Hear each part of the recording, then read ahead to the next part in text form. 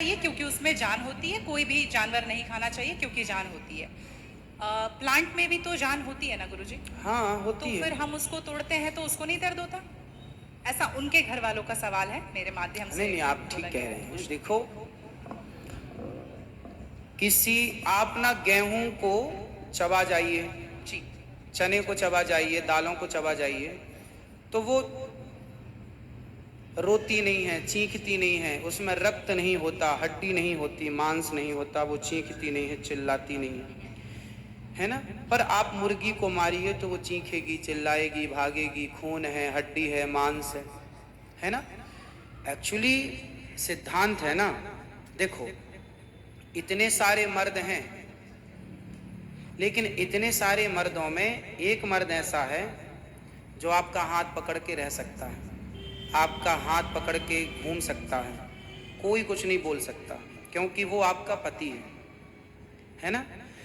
समाज ने आपको इजाजत दे दी, जी। आपकी मांग भर गई, जी। मंगलसूत्र आ गया, अब समाज ने स्वीकार कर लिया कि ये मर्द, ये पुरुष अब आपका पति है। पति है। अब आपको दूसरे पुरुषों के साथ देखा गया तो आप अच्छे नहीं माने जाएंगे। तो जैसे समाज ने एक पुरुष के संग, एक स्त्री के संग इजाजत दे दी, शास्त्र ने इजाजत दे दी कि आप इसके साथ रह सकते, ये लीगल है, उसी तरह आपको गेहूं, चावल, अंकुरित अनाज चीजें, दाल, चावल, सब्जी, रोटी खाना लीगल, वेद ने आज्ञा दे दी, ये खा सकते हैं। मांस के लिए आज्ञा नहीं दी। पतिव्रता नारी पराये मर्द के संग, पराये पुरुष के संग घूमेगी तो समाज उसे ठीक नहीं कहेगी। उसी तरह हमें शास्त्र आज्ञा करते हैं कि हमारे ठाकुर जी, हमारे राम फल खाते हैं, हमारे राम फल खाते हैं, दाल, चावल, साग, सब्जी, बादाम, काजू ये खाते हैं। तो हमारे राम, हमारे कृष्ण खाए, मतलब वेद ने आज्ञा दे दी कि आप ये खा सकते हैं, ये खाने का पदार्थ है। मांस शेर के लिए है, बिल्ली के लिए है, कुत्ता के लिए है। क्या आप कुत्ता हैं? क्या आप बिल्ली हैं? क्या आप शेर हैं? क्या आप चीता हैं? नहीं। फिर जब हम मनुष्य हैं तो मनुष्यवत व्यवहार करें। जी। हम वो ना खाएं जो हमारे लिए नहीं है।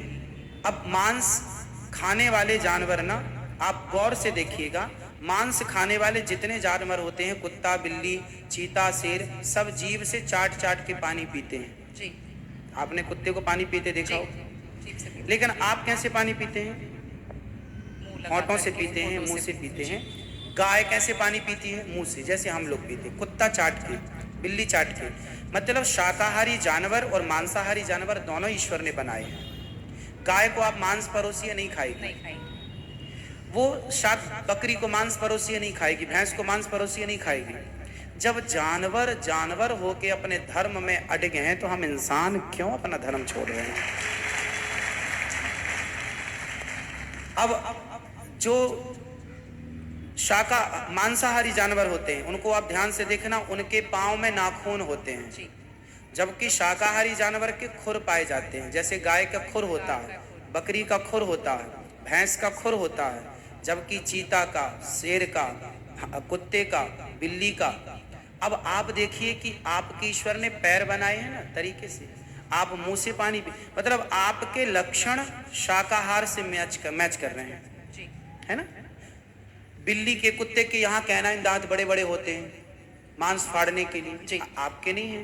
मतलब आप ईश्वर की तरफ से शाकाहार। और अब मैं नहीं कहता, आप मेडिकल साइंस का अध्ययन करके देखिएगा, साइंटिस्ट लोग अब सिद्ध, अभी मैं इंग्लैंड गया था, वहां मुझे बताया कि जो अंग्रेज लोग इनके बाप दादे जो मांस खाते चले आए हैं, अब कुछ अंग्रेज लोग इतने जागरूक हो गए हैं कि अब वो मांस नहीं खाते। वो कहते हैं कि अब इसको खाने से बीमारियां बढ़ रही हैं, लोग परेशान हो रहे हैं। पहले के लोग जंगल में कंदमूल फल खाते थे, ये अब खाने लग गए हैं, सुअर खा रहे हैं, कुत्ता खा रहे हैं। अब बहुत सारे लोग शाकाहार की तरफ जो जागरूक हैं, बढ़ रहे हैं।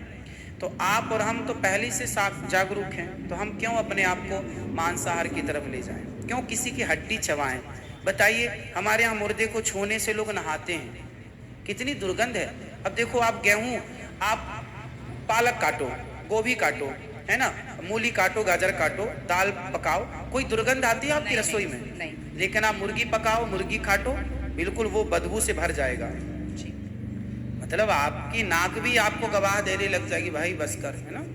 तो शरीर एक्सेप्ट नहीं करता, आप जबरदस्ती खिला रहे हैं। गुरुजी मेरा तीसरा प्रश्न ये है कि जैसे हम लोग एकादशी करते हैं और किसी दिन अगर हम बाहर रहते हैं और उस दिन एकादशी है, फॉर एग्जांपल हम आउट ऑफ स्टेशन है और उस दिन ख्याल नहीं कि एकादशी है, तो अगर हम बाहर चावल खा लेते हैं या लहसुन प्याज खा लेते हैं तो क्या वो ब्रेक हो जाता है पर्टिकुलर एकादशी उस दिन का, या पूरा कंटिन्यूड रहता है ना, जो ना। 108 हम कर रहे हैं? कंटिन्यू कैसे रहेगा?